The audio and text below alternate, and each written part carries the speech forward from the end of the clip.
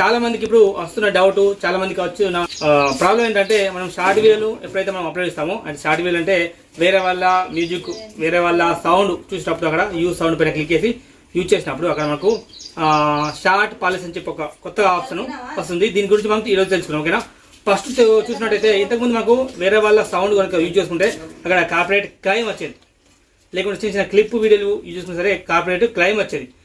దానికి బదులుగా యూట్యూబ్ యొక్క అప్డేట్ చేంజ్ చేసేసి కాపీరైట్ క్లెయిమ్కు బదులు మనకి ఇప్పుడు షార్ట్ పాలసీ అని చెప్పి వస్తుంది.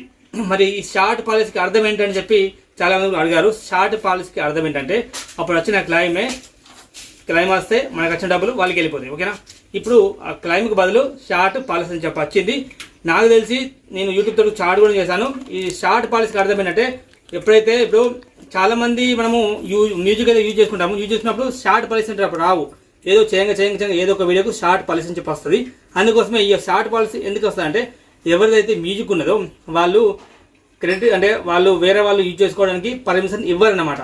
ఎప్పుడైతే వాళ్ళు పర్మిషన్ ఇవ్వరో ఆ ఒక మ్యూజిక్ మనము యూజ్ చేసుకుంటామో అప్పుడు మనకు షార్ట్ పాలసీ కింద అని చెప్పి ఈ యొక్క ప్రాబ్లం వస్తుంది. అంటే ఈ యొక్క మనకు షో అవుతుంది అక్కడ మన వీడియో కింద. దాంతోపాటు మనకు వచ్చిన ఏదైతే రెవెన్యూ ఉందో వాళ్ళకి కొంచెం షేర్ అవుతుంది అని చెప్పి అర్థం ఫ్రెండ్స్. ఓకేనా, షార్ట్ పాలసీ అంటే ఇది వీడియో లైక్ చేయండి, షేర్ చేయండి. ఇటువంటి వీడియోస్ కోసం చాలా సబ్స్క్రైబ్ చేసుకుని thank for watching. This is signing off. జై హింద్.